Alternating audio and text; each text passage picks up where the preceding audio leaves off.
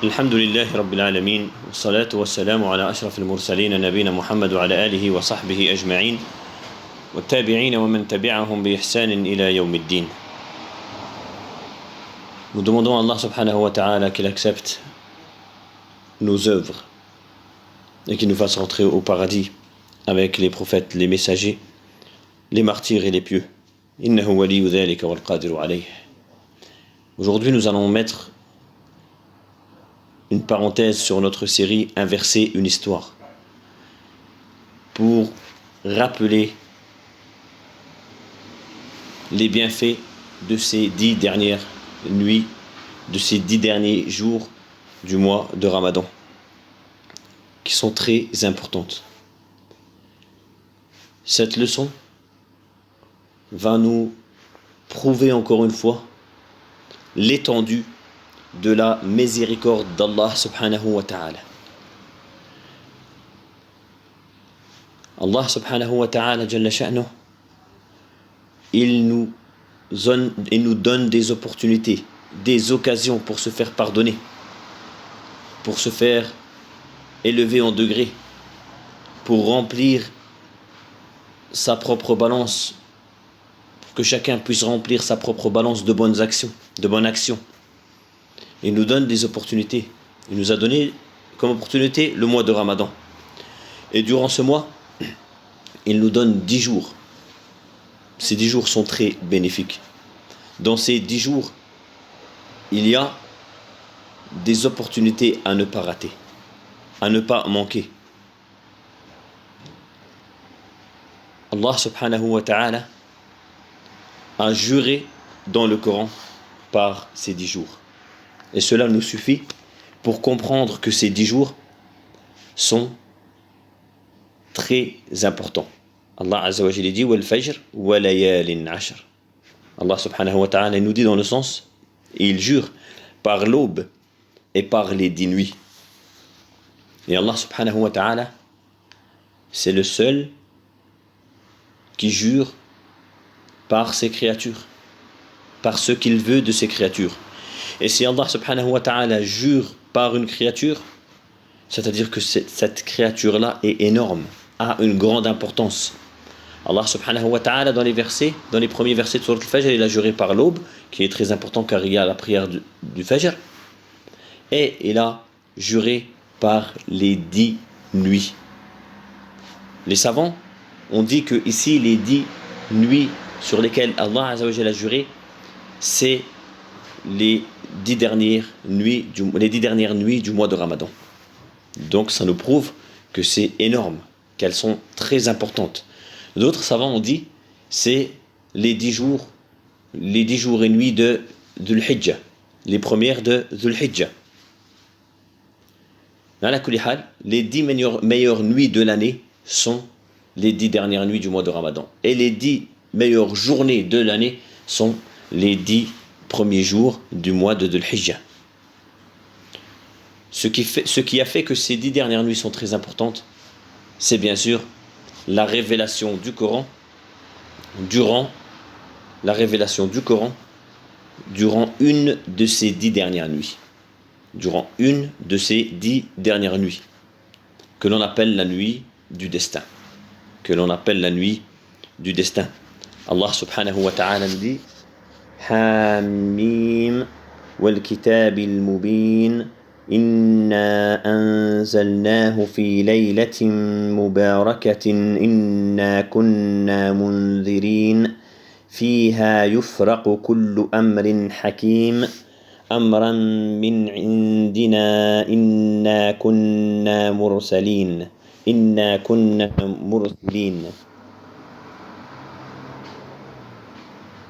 Allah subhanahu wa ta'ala nous dit dans ces versets, dans le sens Hamim, par le livre. Allah Azza wa Jal jure par le livre, et Allah Azza wa Jal jure par ce qu'il veut de ses créatures.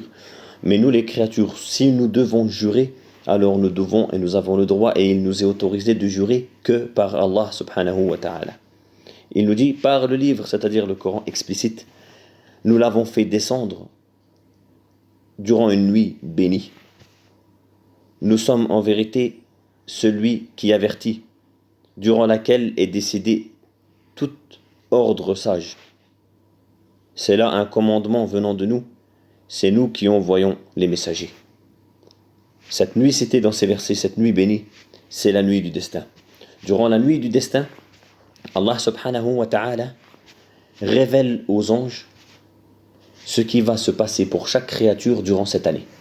C'est-à-dire Allah Azza wa Jalla, la nuit du destin, dans une des 10 dernières nuits, de ces 10 dernières nuits du Ramadan, Allah subhanahu wa ta'ala va révéler le destin de chacun aux anges.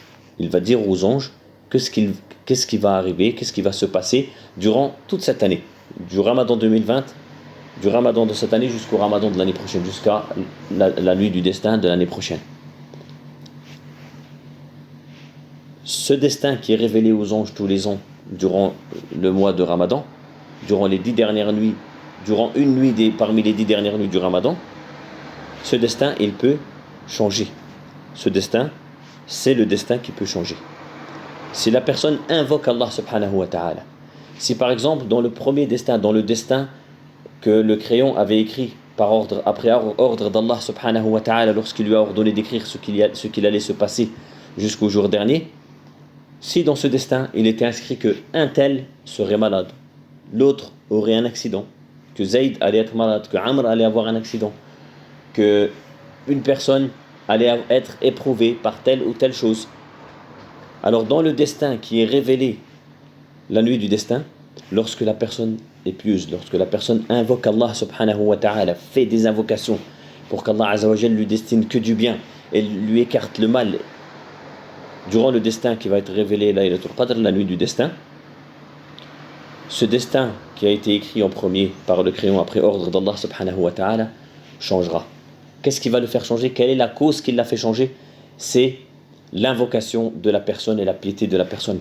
Comme le dit le prophète sallallahu alayhi wa sallam, seule l'invocation repousse le destin. Seule l'invocation repousse le destin. Ça ne veut pas dire que l'invocation change le destin, mais c'est une cause pour que lorsque Allah subhanahu wa ta'ala révèle aux anges ce qui va t'arriver durant l'année de ce Ramadan au Ramadan prochain, lorsqu'il va le révéler, alors il va le révéler avec ce changement. Il va repousser ces mauvaises choses qui étaient écrites au départ. Seule l'invocation repousse le destin, comme l'a dit le prophète sallallahu alayhi wa sallam. Allah azza wa jalla, par sa miséricorde, il nous a donné cette opportunité. Et les gens doués d'intelligence, les gens raisonnables, profitent des opportunités qu'Allah azza wa jalla nous offre ou leur offre, comme le commerçant profite des opportunités pour augmenter sa marge lors de la vente et pour baisser le prix lors de l'achat. Un commerçant, lorsqu'il va acheter, il essaye de prendre la marchandise au plus bas prix pour le vendre au maximum, pour augmenter sa marge de vente. La personne douée de raison, lorsqu'elle a eu 20 jours pendant le mois de Ramadan et qu'elle a œuvré et qu'elle sait que durant les 10 dernières, il y a une nuit que l'on appelle la nuit du destin et qui vaut 1000 mois d'adoration. La nuit du destin vaut 1000 mois d'adoration. Alors la personne va redoubler d'efforts, va se repentir, va essayer de corriger ce qu'elle n'a pas fait, ce qu'elle a raté, ce qu'elle a mal fait durant les 20 premiers jours du Ramadan.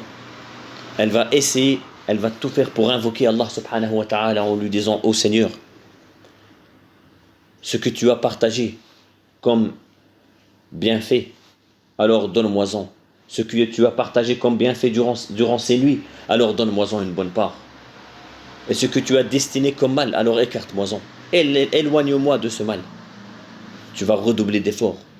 La personne douée de raison, lorsqu'elle sait que durant ces 10 dernières nuits, il y a une nuit qui vaut 1000 mois d'adoration, il y a une nuit durant laquelle tout va être prescrit, tout va être écrit. Le destin de chacun va être révélé aux anges. Et ce destin peut changer si la personne invoque Allah subhanahu wa ta'ala.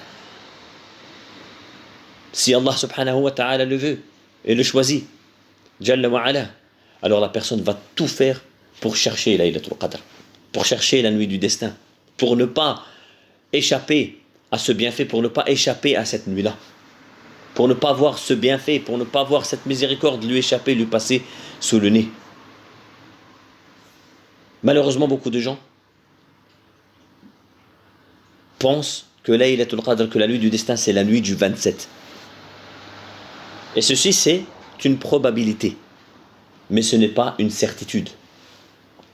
Et on l'a répété plusieurs fois, c'est comme l'heure du vendredi. Le prophète sallallahu alayhi wa sallam a dit, durant la journée du vendredi, il y a une heure dans laquelle, si la personne invoque Allah azza wa jalla, il lui exauce.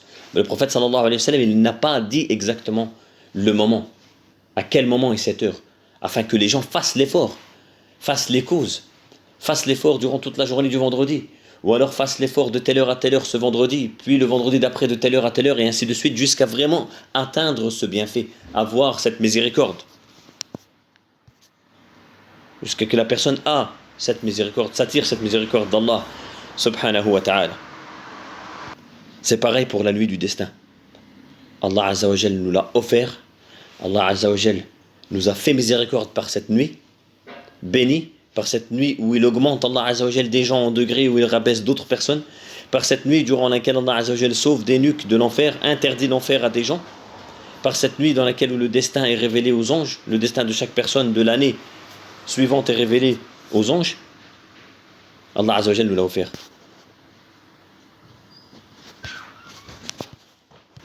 Allah subhanahu wa ta'ala nous l'a offert, nous l'a donné comme miséricorde, nous l'a présenté et nous l'a offert, subhanahu wa ta'ala, jalla sha'nu. Donc cette nuit, elle ne doit pas nous passer sous le nez. Mais si on se dit que cette nuit c'est le 27, donc durant les 10 dernières nuits du Ramadan je fais rien, et que je multiplie mes adorations juste le 27e du Ramadan, et que la nuit du destin n'est pas le 27e du Ramadan, la personne aura perdu. La personne n'aura pas veillé la nuit du destin. Le prophète sallallahu alayhi wa sallam nous dit, celui qui veille la nuit du destin avec foi et en attendant la récompense d'Allah subhanahu wa ta'ala, Allah azza wa jalla lui pardonne tous ses péchés précédents. Donc, il ne faut pas faire l'effort juste une nuit, car personne en réalité est capable de dire « je suis sûr que la nuit du destin est telle nuit ». Car même les compagnons ont divergé sur cette nuit-là. Il y en a qui ont dit que c'est la 21e nuit, il y en a ils ont dit que c'est la 25e, il y en a ils ont dit que c'est la 27e, il y en a même ils ont dit que c'est la 29e. Donc la personne doit faire l'effort durant les 10 dernières nuits du Ramadan, sans exception. Pas faire comme malheureusement beaucoup de monde font. Ils ne font rien, ils ne font aucun effort durant tout le Ramadan, et le 27e du Ramadan, ils veillent la nuit. La majorité des savants, une grande partie des savants disent que la nuit du destin change d'année en année. Une nuit elle est le 21e, une nuit elle est le 23e, une nuit elle est le 25e, une nuit elle est le 27e, une nuit elle est le 29e. Donc plutôt que de rester attendre sans rien faire, et que de faire l'effort une seule nuit, faisons l'effort et profitons du temps qu'Allah azza wa jalla nous a donné et de cette opportunité pour faire l'effort les 10 dernières nuits. Et vraiment vivre ces 10 dernières nuits comme si c'était les 10 dernières nuits de notre vie. Adorer Allah subhanahu wa ta'ala, faire les efforts de ces 10 dernières nuits comme si c'était les 10 dernières nuits ou les 10 derniers jours de notre vie. Si la personne, si on te dit, Ya Amr, si on te dit, Ya Amr, il ne te reste plus que 10 jours à vivre. Et ça, seul Allah azza wa jal peut le savoir, mais c'est juste un exemple. Si on te dit, il ne te reste plus que 10 jours à vivre, qu'est-ce que tu vas faire? Il y en a, ils vont dire, je vais aller faire une umrah, je vais rester à la Mecque. Il y en a, ils vont dire, je vais jeûner les 10 derniers. Eh bien, saisis cette opportunité.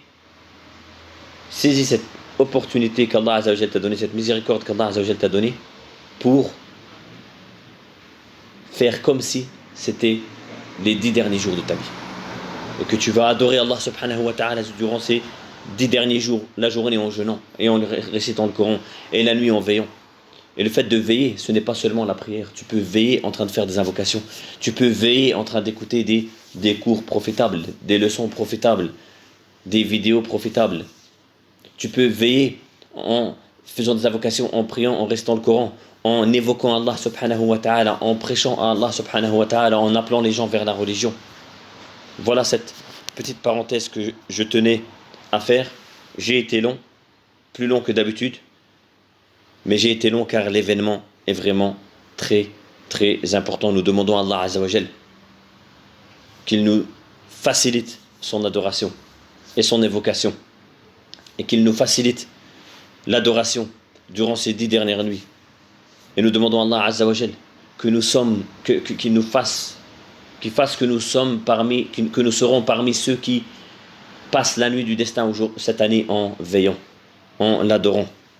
Et nous demandons à Allah subhanahu wa ta'ala qu'il nous pardonne nos péchés précédents. Et nous demandons à Allah subhanahu wa ta'ala que tout ce qui va destiner durant cette nuit, durant une nuit parmi les 10 dernières nuits du Ramadan, durant la nuit du destin, tout ce qu'il va destiner en bien, qu'il nous en offre une grande partie. Et tout ce qui va destiner en mal, en maladie ou en mauvaises choses, qu'il nous écarte de ces mauvaises choses. Je demande cela pour ma personne, pour mes proches, mes amis, mes voisins musulmans, et à tous ceux qui nous ont aimés en Allah et tous ceux qu'on aime en Allah. Subhana rabbika rabbil izzati amma yasifun wa salamun alal mursalin walhamdulillahi rabbil alamin.